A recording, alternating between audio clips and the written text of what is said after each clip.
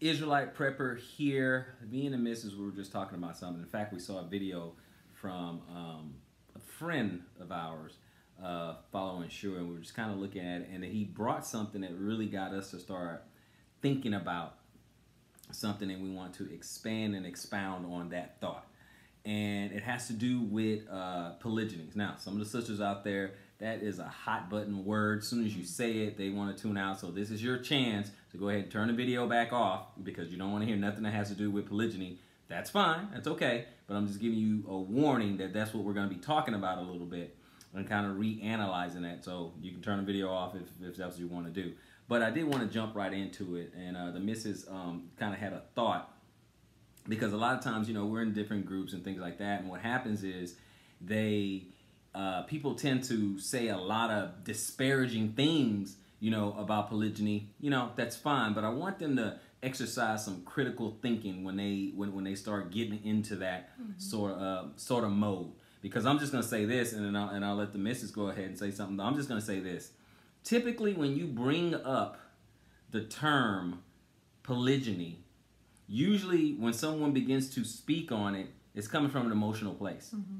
It's pretty much coming from an emotional place. But there's a lot of misnomers, and you wanted to touch on one thing. What was the thing that you heard and you wanted to kind of expand on it?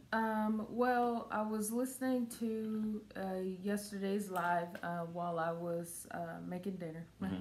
And so they were talking about, I think it was how our thought process, it begins in our childhood. Yeah.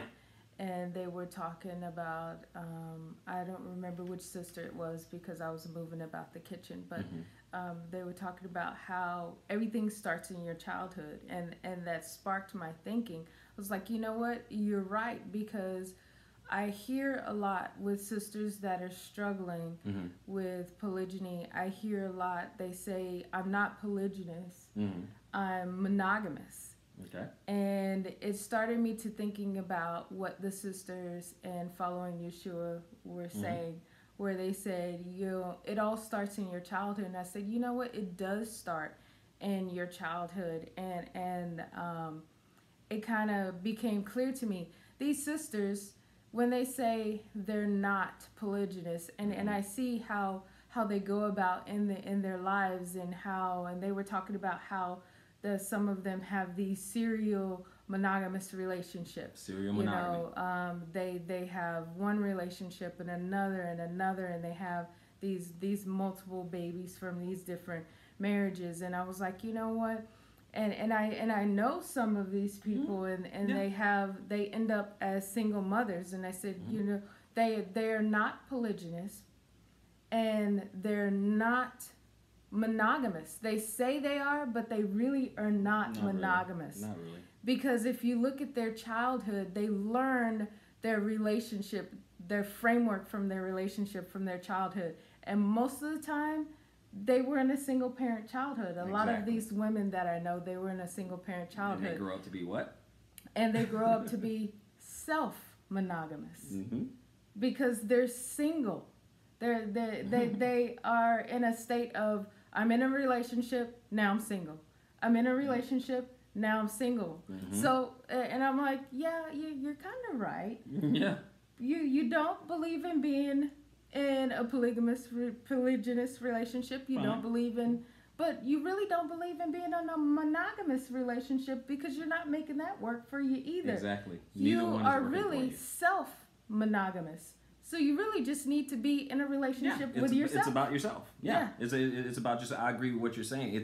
It's ultimately about yourself, and like you said, it comes from our upbringing, and it becomes a self-fulfilling prophecy, and it becomes perpetuated because you have a woman who, or a guy, whatever, but you have a woman who grows up and in a single parent household. She grows up single parent household, and she's a single parent for a while. Now, what does her kids see? Single parent. And they continue the cycle. They start this self-monogamous relationship. They are in a relationship with themselves. Exactly. Now, and I looked it up on psychology today. It's actually a term. Self-monogamy. You're in a relationship with yourself. That doesn't mean that people can't enter and leave your life. But the only person you're left with at the end of the day is you. It's not long term. Exactly. So that's kind of what's happening here. And once you realize that, then I think that's a good starting place. Sure. And then you can start from there, and then you can develop a new framework. Absolutely. And I think people need to look at that. You know, look at your background, look at what's going on. Like, wait a minute, what did I grow up with? What am I doing now? And what am I showing my kids? Right, and what can I do different? So you can change your framework. Yeah, you can break that pattern. You can change the pattern. You can definitely break that. But a lot of people, they speak against it, and when we talk about polygyny, and just kind of switching gears a tiny bit, still talking about polygyny, but a lot of them, they like to say different things. I mean, I've had debates on the polygyny, but they like to say different things. They like to go to the beginning, you know, and, you know, Adam and Eve and all this other stuff. And they think that polygyny is the source of all their problems. And we addressed it with what you just said. But they think polygyny is the source of all their problems. Then they like to go back to the beginning and say how it was. But if we look at the first relationship, how did it turn out? That's how sin entered the world. It's sin entered through monogamy. Monogamy produced the first murderer. I'm sorry. Even if you go to the New Testament, Ananias and Sapphira, they were a monogamous relationship. They got killed because they blasphemed the Holy Spirit. It's really just about the people. Of course, it's about the people. It's not monogamy. Monogamy is not good or bad. Polygyny is not good or bad. It's the people. Period. That's bottom line. It's the people. So, you know, you have people who they when you bring up, you know, polygyny, they have this visceral response. They have this emotional response. I want you to just notice that. Do your own little social experiment. Now, if you're a person who is actually enduring this video, I want you to do something. I want you to go back. I want you to think of how you feel when the subject of polygyny comes up. Okay? I want you to think about that, because there's an emotional response already. Oh, I can't do that. And then you start thinking of all the emotional reactions that you have, all the emotions as to why, it's not for you. No, don't get me wrong. I am not trying to convince you of polygyny. Let me just put that out there like that. I'm not trying to convince you of polygyny. What I'm saying is that, are your reasons legit? Okay? Are your reasons that you are against it grounded in reality and grounded in logic? Or is it grounded in emotion? And I'm not talking about emotion disguised as logic, okay? You can't really give any biblical arguments, although people try. Can't give that. Then you can't say, well, I don't see how, and I don't understand this and that, because we just talked about serial monogamy. It's okay for a guy, in this society, it's okay for a guy to get with a woman, marry a woman, have some kids, get a divorce, get a paper divorce. So that's official. Everything's official. So get with another woman, have kids, they break up. That's okay, as long as it's official, and repeat the cycle. That's okay if I'm with 5 women, one at a time. That's okay. And what if I don't get married? What if I just say I'm dating? That's it. And I'm honest and open. I'm saying, hey, I'm dating. I'm a single man. I'm dating. Everything's cool. As long as I'm cool, as long as I'm honest with everybody, it's okay. Well, I can. But no, that's what I'm saying. But I can date 5 women at one time and no one frowns at it. You know what they're gonna say? Oh, he's single. He can do that. He's single.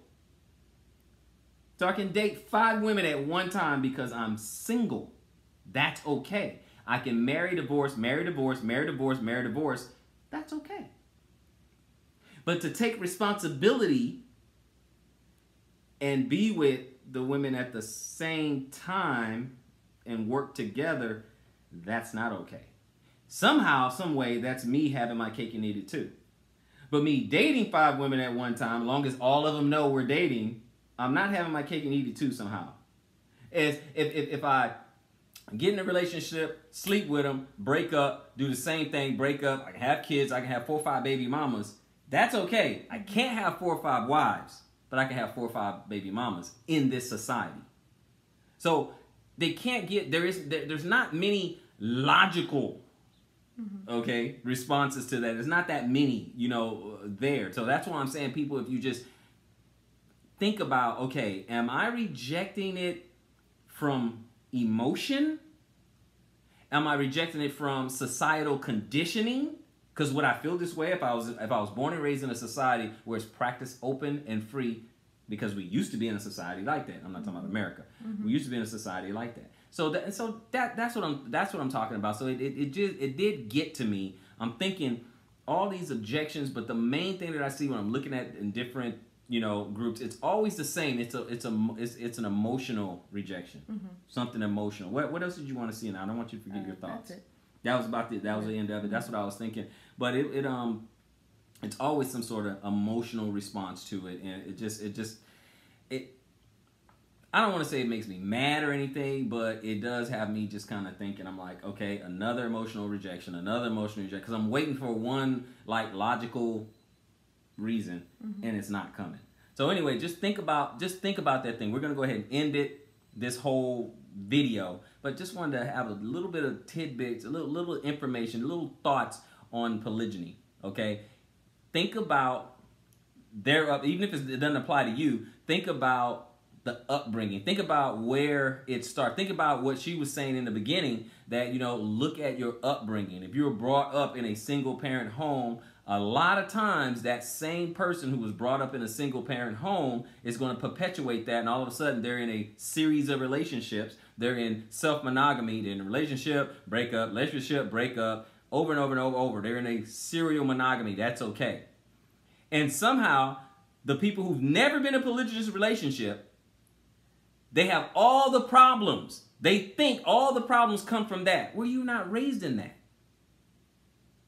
And yet you still have problems. You still have relationship problems, but you were not raised in polygyny. And you have all these objections, which is kind of weird. It's just kind of a weird thing. But anyway, we just wanted to drop that in there for you guys or whatever, just a little polygyny talk or whatever for those who say, I'm not polygynous. Okay, that's fine. I'm not trying to convince anyone of anything.